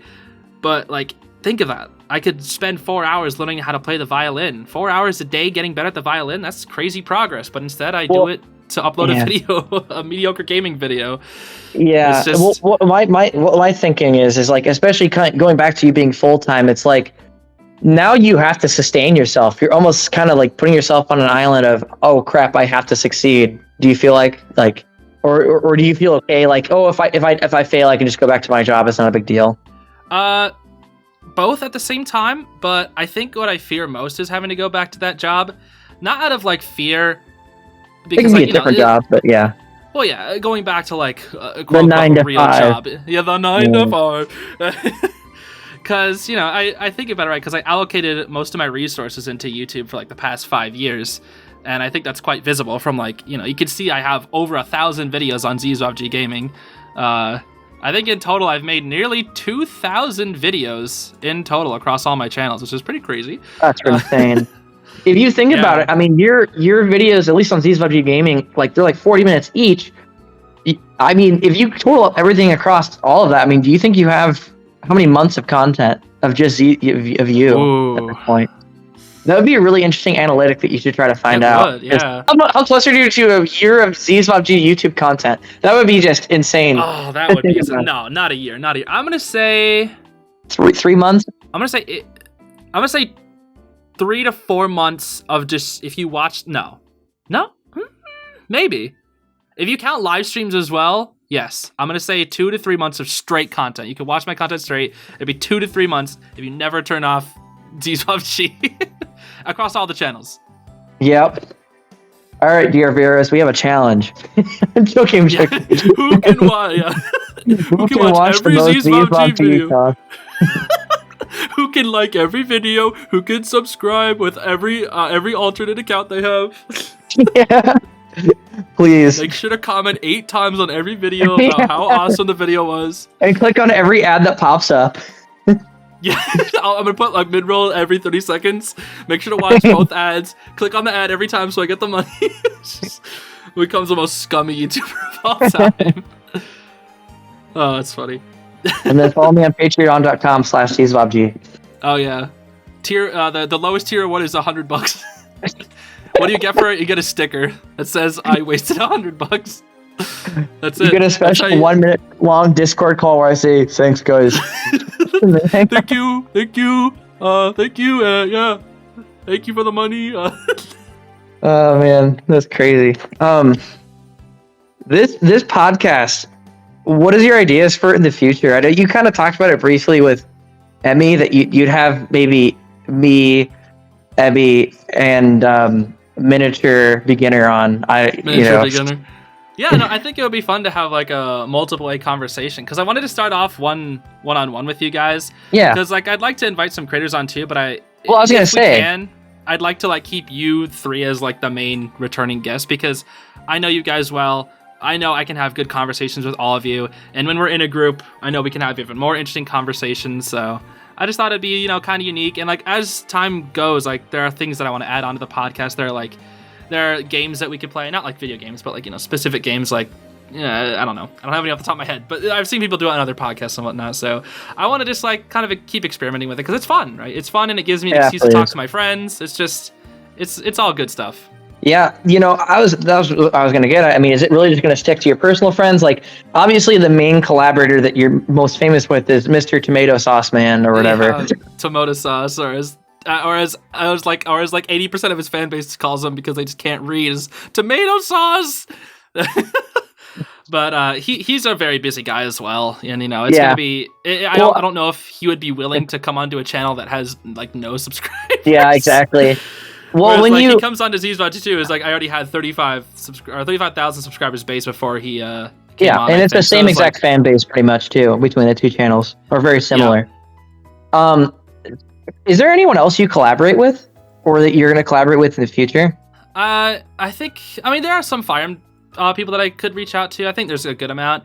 I think the thing is that I'm very nervous when it comes to collaborating. I have never been the one to reach out, which is really bad. And I think with this podcast and just like going forward, I'm going to keep trying to challenge myself because I've been like realizing more and more that like I've been doing YouTube. I want to like keep doing new things, and where I am now is like I'm kind of doing the stuff I'm comfortable with. Where I've like I've been doing Let's Plays for so long. I like doing Let's Plays, but I gotta like move on to other content too. It's like I want to like keep doing Let's Plays here and there, but I don't want it to be like the main focus of what I do anymore. And I want to just like keep experimenting with new things and just finding like what kind of sticks and getting out into maybe outreaching to people or stepping out of my comfort zone will be good for growth. Both as a person and as a creator, I think. Yeah. I know, speaking of things that you were going to do a collaboration with, something I know this didn't come through, so, but I think that you were going to do a 24-hour live stream for like suicide prevention or something along that lines, where you were going to bring in creators from the Owl House or Amphibia, right? And then, or you're going to try to at least, and then maybe do a fundraiser. When I heard about that, I was like, holy crap, the fact that you might be able to do that based off of, I think that was during the time that the ZeezBobG 2 growth was occurring, right? That you had that idea. Yeah, I know that it's not as relevant anymore, unfortunately. Like that fan base is starting losing relevancy. But maybe like the 1-year anniversary or something like that. Yeah, that's something that like I still kind of want to do. I just don't like. The more I think about it, is like I don't have the resources for it, unfortunately. Like, because I don't know where I would stream it from. Because I would need really good stream that wouldn't crash. My streams, for the most part, they're good, but I think like 5% of the streams that I've had have like issues with like latency, or they crash, and it's like, well, I don't have good enough internet at my apartment. I have the best internet at my apartment. I can't get better. So, and I have nowhere else to stream it from. So it's like, well, that would be an issue. And then I would be the sole person managing everybody's like times and whatnot. And then like I'd have to pay artists out of pocket. There'd be so much resources that I just don't have for a project that I would want to make. And like obviously I could have made it much less ambitious, but it's still something that I would like to do in the future. But I'd like to just like wait on it because I don't think I'm ready for a project that big just yet. That's fair, and especially because I think that you were trying to do that creator tie-in. Yeah. That was going to be a big draw.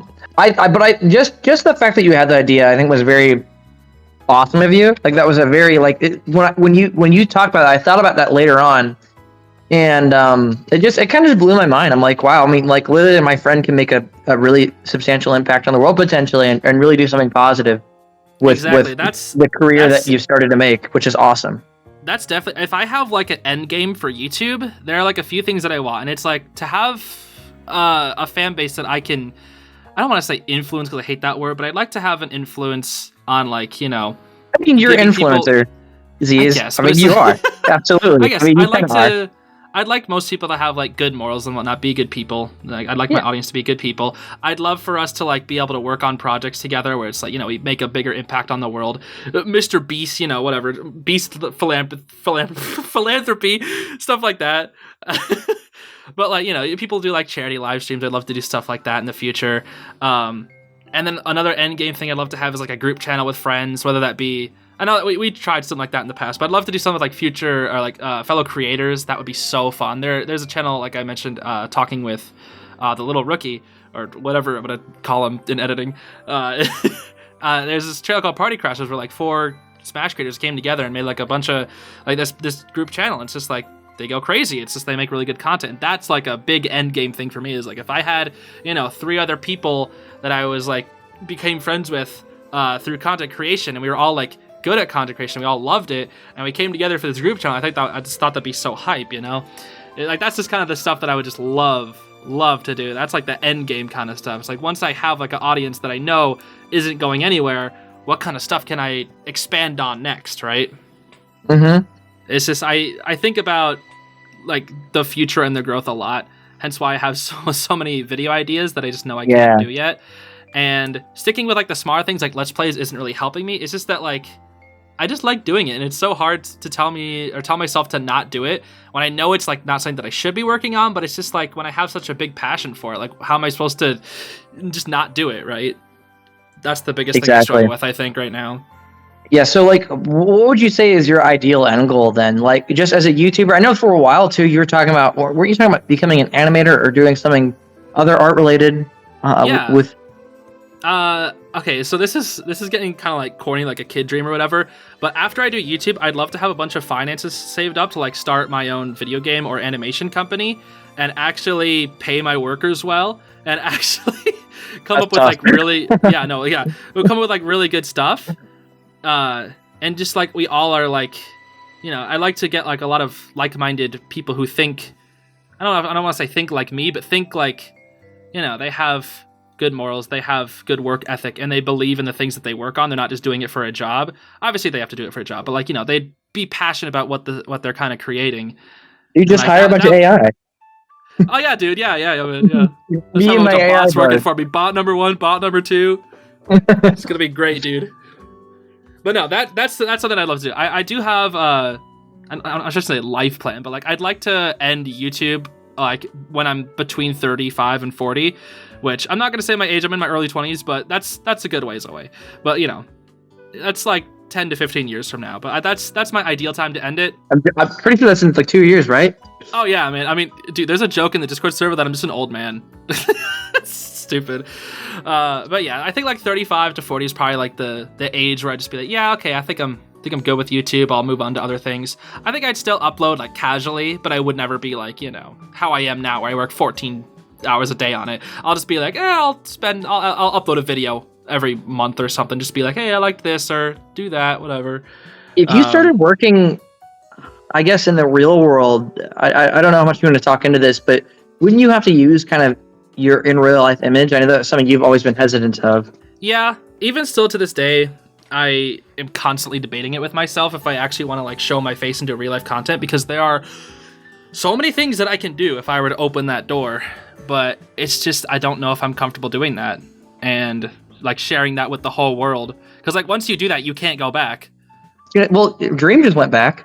Okay, man. Yeah, I was literally just thinking about that, but his face is out there, it's out there. You can't take that back, right? As much as you can try. You can't Mr. Krabs it or whatever when he presses the button on the remote and it sends the fishes. You know what I'm talking about. You've seen the clip. I actually don't know what you're talking about. He presses the button. No, he presses the button on the remote and the fishes do what? Hold on, I'll just send you the GIF. So he presses a button on a remote, and the fish that just watched TV, it gets sucked back into the TV. Oh, yeah. Yeah, that's the one. Oh, I've seen this before. Yeah. Yep. You see, you know what I mean. But yeah, no, it's like once I open that door, I can't go back, because like nobody knows what my face looks like right now, and I kind of want to keep it that way. But sure, if I were to like open that door, I almost think like if I had like a face cam on some of my Let's Plays, I'm like, would people watch more, like, because if they get to actually see my expressions and whatnot, because even though I'm behind the screen, I feel like I catch myself expressing a lot. So I feel like your character kind of looks, your character kind of looks like your mascot online here to an extent. I don't know, maybe a little, I don't know. I don't tell people whether I have green hair or not. That's always a mystery though. No, you have green hair. What are you talking about? That's common. Yeah. Broccoli man. Yeah, man. Who did your channel art, by the way, for Zeez G2? It's amazing. Oh, yeah, it's really good. Her name is Dulce Dragonisa, I believe it's pronounced, and I'll obviously link her Instagram down in the description below. That's one of the artists that I met. AKA, did you? Yeah, I see it now. Yeah, on Instagram. Yeah. Did they also do your cover for Zeez G3 here? Because this also looks pretty nice. Yep. I commissioned like 20, no, like 18 sprites that I have, like little sprite things for a Oh, PNG yeah. Tuber. I was gonna literally tell you that. Yeah. Some of your videos remind me of PG. I'm like, are you the next Jelly Bean? Like, Oh man, no, I don't really like the word PNG Tuber, I guess, but then again, I also don't like a lot of other words. Like I don't like the word vlog, but I still have vlogs. I don't know, but I've talked to you about like using avatars and whatnot, and I only really want to use avatars in specific places. Whereas like, you know, when I used Hootie and Hot Pot for my Owl House and Amphibia videos, I thought those worked better, expressing through those characters. yeah, no, they did. Yeah, I like those a lot. I would say like don't be afraid of it. You know, comparing it to like other cartoon YouTubers. I know you're trying to be more of a gaming channel, but like think like LS Mark or Saber Spark. You know, a lot of them utilize PNG reaction. That's also their brand at the same time. Whereas like when I can get people to watch longer if I use Hootie and Hot Pot, but I lose brand recognition at the same time. So I'm trying to find like that balance, you know. Schaefer LS to an extent, he uses like the weird slug snail thing. yeah, that's true. The Moana crab. I think it's the Moana crab. Okay. It's just like some deep saturated Moana crab, and I'm like, yep, that's him in real life, definitely. It's always like screaming too. Dude, we've been talking for so long. We should probably wrap it up there, unless you have any other questions. I don't mind talking longer, but this has been a long one. All right. I guess I could run through. Actually, I'm just kind of talking. It made me jump into a lot of the questions I had. Yeah, I honestly, I think we pretty much covered about everything. Funnily enough, of everything I wanted to ask. All right, I guess that's fair. Do you have any closing remarks? I guess. Sure. Don't be afraid of AI. You'll be fine. Trust me. We're all entering the unknown world together, and I think humanity won't let each other fall. Also, if you're listening to this, especially to the very end, and you follow a lot of other ZeezVobG content, thank you for supporting my friend. I really appreciate it. I think that you really reached a treasure trove of a content creator. I always love people that do the multi-channel content, and I think that you probably do as well. So again, thank you for supporting my friend and being that core audience member. So. Well, that was so nice. I'm gonna cry. Anyways, that's gonna be it for today. Thanks for the kind words, and thank you for listening in, everybody. I'm not really sure what we'll do for the next episode because I just did the 3 closest friends that I had, so I'll see what we do. Maybe we'll have 2 of them on, 3 of them on. Who knows? I'll figure it out later. But yeah, that'll be it. Thanks for watching. I'll see you all later, everybody. Have yourselves a great rest of your day. Bye-bye. Bye.